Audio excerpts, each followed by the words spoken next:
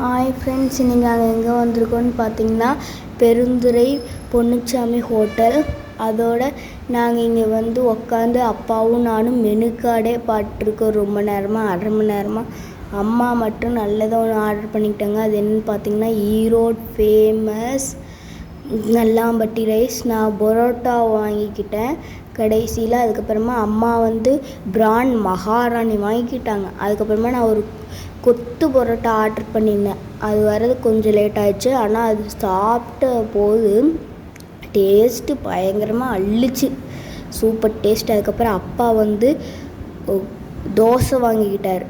வீட்டிலே சாப்பிட வேண்டிய தோசை இங்கே சாப்பிட்ருக்காரு.